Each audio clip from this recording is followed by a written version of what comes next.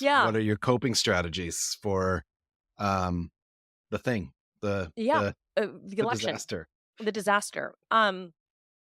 Yeah, I'm curious to hear yours. So I'm going through like the stages of grief and whatnot, and I'm pretty stuck in anger.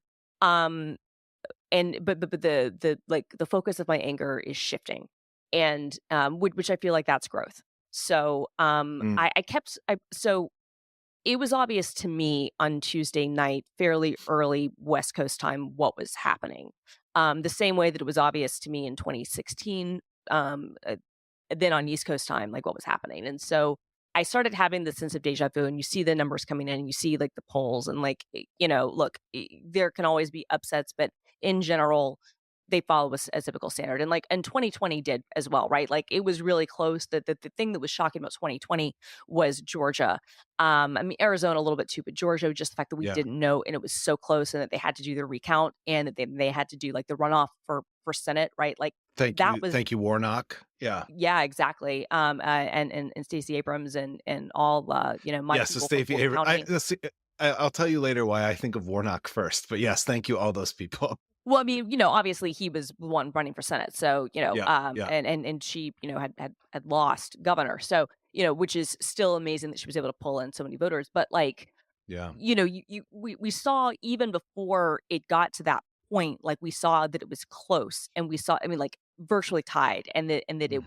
was more competitive than we'd ever thought it would be.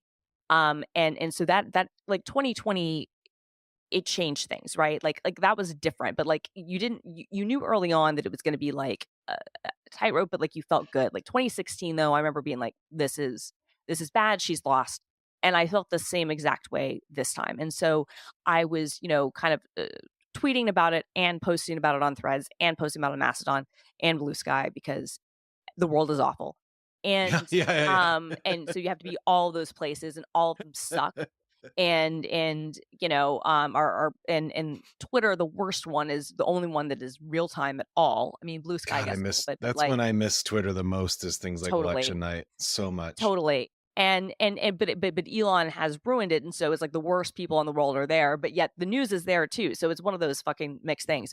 So I'm Yeah. kind of expressing like my anger. Then I'm like, I feel sick, I want to throw up, and I was like, but already I started seeing people doing the whole, well, just put your chin up, kind of attitude, Yeah, we'll yeah, continue to yeah. fight. And I'm like, go fuck yourself. People are allowed to be mad. And like, that's what I Yep, said. I started saying like Tuesday night and then into Wednesday, I was like, let people be mad. Let them feel what they feel.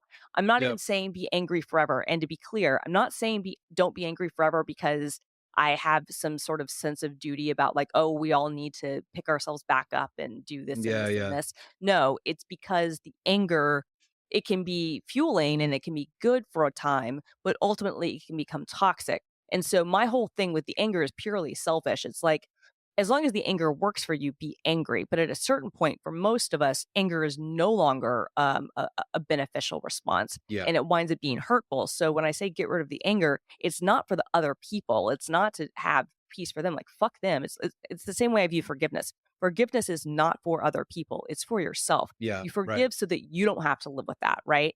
And that is, so that you've let it go and it's no longer like eating at you. Like fuck the other Mhm, person, right? Like mhm. that's not who it's from. Forgiveness is for you. Yeah. And I feel like the It's not anger, even an like effective gift in many cases, right? It is right, something you have to do for you, and that you do, changes yeah, right, everything. exactly, right, because it's like, okay, because you can't control whether or not someone forgives you or not, especially if they really do, right? Because a lot of people say, oh, I forgive you, and then they don't. Yeah, They're still holding it through, right? So it's like, right. if you've wronged someone, or even if you haven't, but they perceive that you have, like, there's not a whole lot of control you have over that, right? But like, I can control how I feel about a situation with someone else and how much I continue to let it affect me. Yes. And I feel the same way about anger, right? But sometimes the anger can be really, really fueling, and really, frankly, like can feel good. So, I'm not saying be angry forever, but I am being like, let people fucking feel how they feel, and don't immediately go into that, all right, time to get back to work. Like, Yeah. first of all, Yeah. fuck off. The work didn't work last time, and we should really talk about it.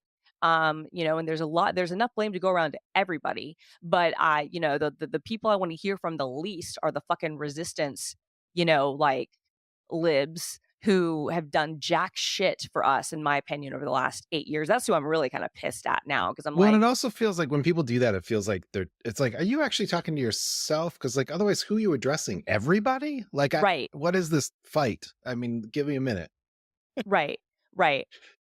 So anyway, you asked about coping strategies. My mind is basically just to be like be pissed off, and Yeah. I'm okay with it. I've also been trying to like do some work and do some other things. I've got an insane next 6 weeks of travel planned. I'm going to be in Salt Lake City for KubeCon next week. I'm going to be in Chicago actually the week after that for Microsoft Ignite, so I'll be near you and Brett. Then I'm going to be in Nice. Atlanta for Thanksgiving. Then I'm going to be in Seoul for kind of Soul, a quick good trip. Yeah, food. and then I'm gonna be, back for, like, a week, then I'm going to, Rome, with a friend for a long Whoa, weekend, and then I'm going to then I'll be back in Atlanta for Christmas. So, yeah, like, that is the next insane. I know, I know, and that was not all of like, 3 of those things came out, like, very recently, so it was not originally supposed to be that hectic, but things were, like, Yeah, added on to my plate kind of last minute, and honestly, I was like, "Fuck it, let's do it." Like, when I had the, opportunity last week when I found out that I would, potentially be going to Seoul and it was confirmed this week, I didn't have to go, and given all my other travel, like, honestly, it's kind of a mixed bag whether I should do it or not, but you asked for coping strategies, and I did have the thought last week, I was like, "Depending on how things go, I might really want a distraction," you yeah, know, right. where I'm just going, and I know from, when I used to travel like this all the time, so this is gonna be like a back to pre-pandemic Christina a little bit, I know that it's a real good way of avoiding things you don't wanna think about or focus It on. sure is.